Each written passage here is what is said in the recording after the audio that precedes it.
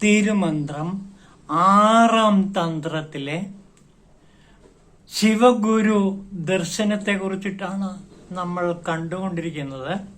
അടുത്ത പാടലിലേക്ക് കിടക്കാം. നോക്കൂ. ചിന്തിച്ചിരിപ്പതൊക്കെയും ശിവൻ നിന്നെ സത്യത്തിൽ അരുളിനാൽ ഉണർത്തിച്ചിടുന്നതല്ലോ. ചിത്തം എപ്പോഴും ശിവത്തെ തന്നെ ഓർമ്മിച്ചെന്നാൽ ചിത്തത്തിൽ ശിവമിരുന്നിടുന്നുവെന്നായി തീരും. അപ്പോൾ ചിത്തത്തിൽ, മനസ്സിൽ എപ്പോഴും ശിവചിന്ത കൊണ്ട് നിറയട്ടെ എന്നാണ് തിരുമൂലദേവൻ ഇവിടെ പറയുന്നത്. ചിത്തം ചിന്തിച്ച് ഇരിപ്പതൊക്കെയും ശിവൻ നിന്നെ സത്യത്തിൽ അരുളിനാൽ ഉണർത്തിച്ചിടുന്നതല്ലോ. അപ്പോൾ ചിത്തത്തിൽ സാധകന്റെ മനസ്സിൽ എപ്പോഴും ശിവചിന്ത നിറഞ്ഞിരിക്കണം. സ്വാമി വിവേകാനന്ദൻ എപ്പോഴും പറയാറുണ്ട്, എപ്പോഴും ഓരോ ശ്വാസത്തിലും നാം സോഹം സോഹം എന്ന് തന്നെ ജപിച്ചുകൊണ്ടേയിരിക്കണം എന്നാണ് പറയുന്നത്. ഓരോ ശ്വാസനിശ്വാസങ്ങളിലും നാം സോഹമാണ് അനുഭവിക്കുന്നത്. ഹൃദയമിടിപ്പാണ് സോഹം എന്ന് സ്വാമി വിവേകാനന്ദൻ പലപ്പോഴും പറയാറുണ്ട് തന്റെ പ്രഭാഷണങ്ങളിൽ. അതേപോലെ ചിത്തത്തിൽ എപ്പോഴും ശിവോഹം ശിവോഹം എന്ന് ചിന്തിക്കുക. അങ്ങനെ വന്നാൽ സത്യത്തിൽ അരുളിനാൽ ഉണർത്തിച്ചിടുന്നല്ലോ. ശിവൻ തീർച്ചയായിട്ടും പ്രസാദിച്ച് നിനക്ക് സത്യത്തിൽ അരുളിനാൽ അരുള് നൽകും, അനുഗ്രഹം നൽകും. ആ അനുഗ്രഹത്താൽ നിനക്ക് എല്ലാവിധ ആത്മീയ പുരോഗതിയും ലഭിക്കും. ചിത്തം എപ്പോഴും ശിവത്തെ തന്നെ ഓർമ്മിച്ചെന്നാൽ ചിത്തത്തിൽ ശിവമിരുന്നിടുന്നു എന്നായി തീരും. അതായത് ശിവോഹം ശിവോഹം എന്ന് നിരന്തരം ജപിക്കുന്ന ഒരു സാധകന്റെ ഹൃദയത്തിൽ ശിവൻ എപ്പോഴും കുടികൊള്ളും.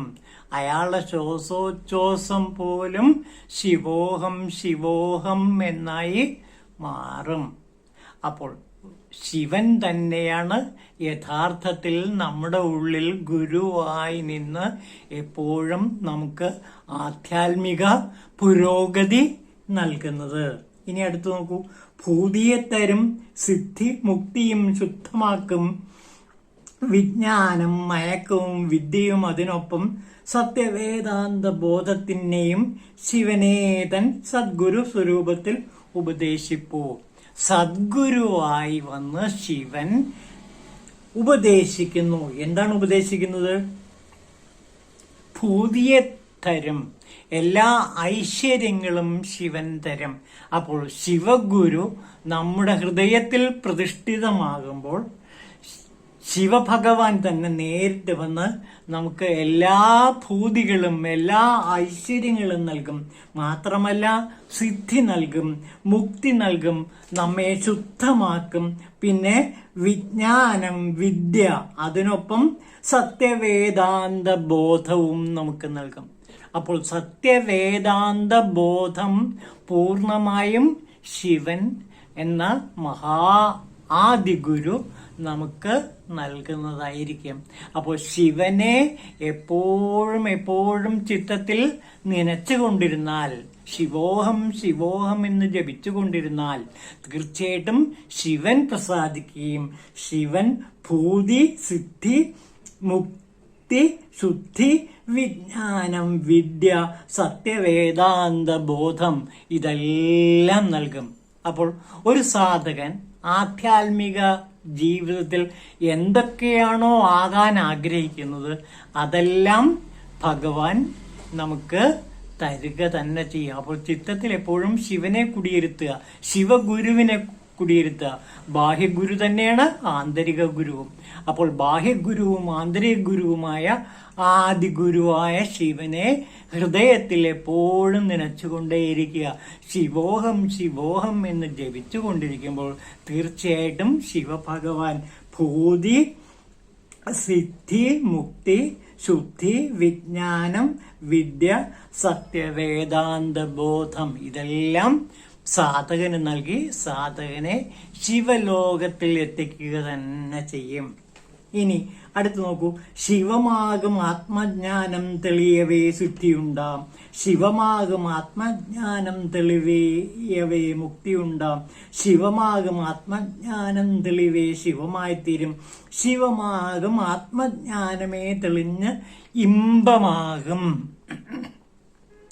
അപ്പോൾ ശിവം എന്തായി മാറുന്നു? ശിവമാകും ആത്മജ്ഞാനം തെളിയവേ. ശിവചിന്ത ഹൃദയത്തിൽ എപ്പോഴും നിറഞ്ഞു വരുമ്പോൾ എന്തുണ്ടാകുന്നു? സിദ്ധി ഉണ്ടാകുന്നു. ശിവമാകും ആത്മജ്ഞാനം തെളിയവേ മുക്തിയുണ്ടാകും, ശിവമാകും ആത്മജ്ഞാനം തെളിയവേ ശിവമായി തീരും. അയാൾ ശിവമായി തന്നെ തീരും. ശിവചിന്ത കൊണ്ട് ശിവചിന്ത ചെയ്യുന്ന സാധകൻ എന്തായി മാറുന്നു? ശിവമായി തീരുന്നു, സാക്ഷാൽ ശിവനായി മാറുന്നു. അപ്പോൾ ശിവസാധകൻ ശിവൻ തന്നെയാണ്, ശിവഗുരു തന്നെയാണ്.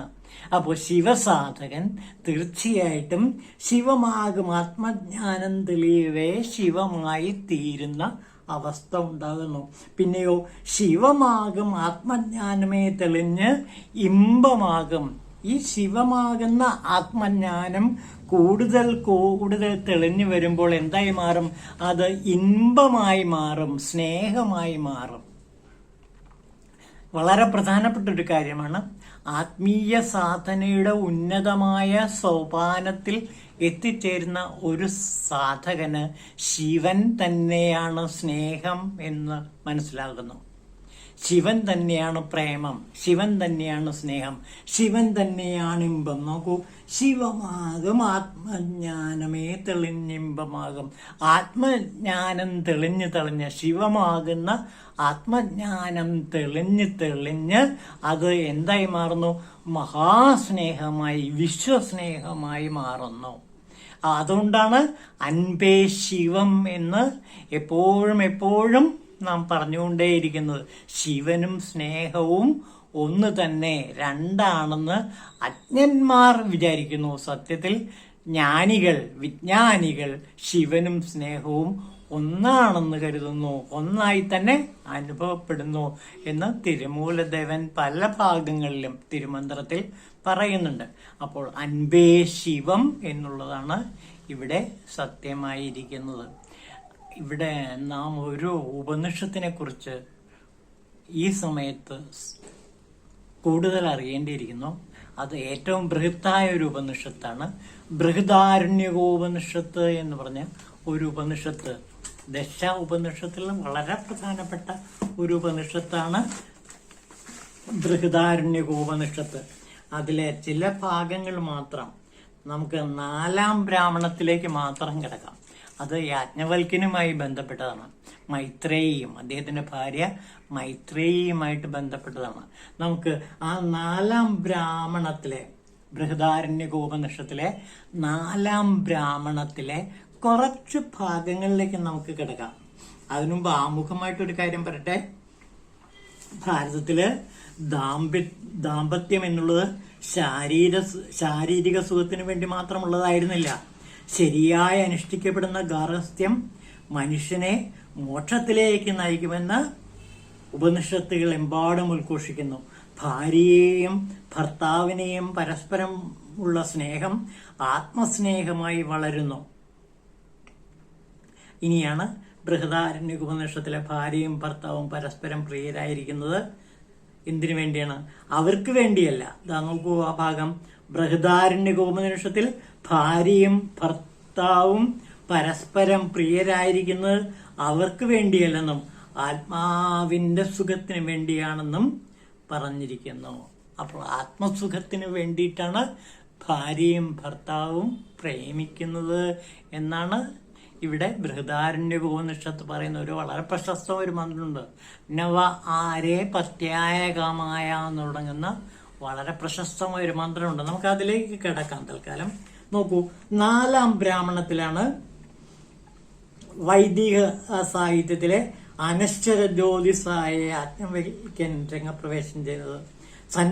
സന്യസിക്കുവാൻ ആഗ്രഹിക്കുന്ന യാജ്ഞവൽക്യൻ തന്റെ സ്വത്ത് മുഴുവൻ മൈത്രേയി എന്നും കാർത്യായനി എന്നുമുള്ള 2 ഭാര്യമാർക്കായി ഭാഗിച്ചു കൊടുക്കുവാൻ ആഗ്രഹിക്കുന്നു. എന്നാൽ മൈത്രേയി അമൃതത്വ സാധകമല്ലാത്ത സമ്പത്ത് തനിക്ക് വേണ്ടെന്ന് പറഞ്ഞ് നിരസിക്കുന്നു. പകരം അമൃതത്വ സാധനമായ ആത്മജ്ഞാനം ഉപദേശിക്കുവാൻ ഭർത്താവിനോട് അപേക്ഷിക്കുകയും ചെയ്യുന്നു. യാജ്ഞവൽക്യൻ മൈത്രേയിക്ക് ആത്മജ്ഞാനം ഉപദേശിക്കുന്നു. അങ്ങനെ ഭാര്യയുടെ ആവശ്യപ്രകാരം മൈത്രേയിക്ക് യാജ്ഞവൽക്യൻ ആത്മജ്ഞാനം ഉപദേശിക്കുന്നു. ഇതാണ് ആത്മസുഖത്തിന്റെ കാതൽ. അദ്ദേഹം പറയുന്നു, നോക്കൂ, ലോകത്തിലുള്ള എല്ലാ സ്നേഹങ്ങളും അവരവർക്ക് വേണ്ടിയാകുന്നു. ആത്മനസ്തു കാമായ സർവം പ്രിയം ഭവതി. എല്ലാ സ്നേഹങ്ങൾക്കും അടിസ്ഥാനമായി നിൽക്കുന്നത് ഞാൻ എന്ന ആത്മാവാണ്. പരമപ്രേമാസ്പദമായിട്ടുള്ളത് ഞാൻ എന്ന ആത്മാവാണ്. ശ്രവണ മനന നിത്യാസനങ്ങളെ കൊണ്ട് ഇത് സാക്ഷാത്കരിക്കേണ്ടതാണ്. ഈ ആത്മാവിനെ സാക്ഷാത്കരിക്കുക.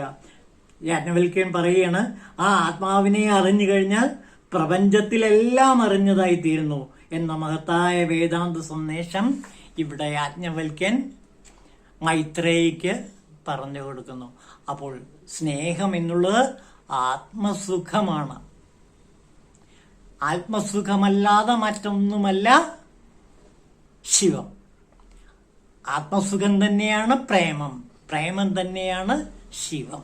അതാണ് അൻപേ ശിവം എന്ന ആ മഹോന്നതമായ സത്യവാചകം. ഒരുപക്ഷെ ഭാരതത്തിന്റെ ദർശനം എന്ന് തന്നെ പറയുന്നത് അൻപേ സുഖം എന്നുള്ളതാണ്. സർവ്വലോകങ്ങൾക്കും സ്നേഹം പകരുക എന്നുള്ളതാണ് ഭാരതത്തിന്റെ ആത്മീയ ദർശനത്തിന്റെ കാതൽ. ലോകാഹ സമസ്താഹ സുഖിനോ ഭവന്തു.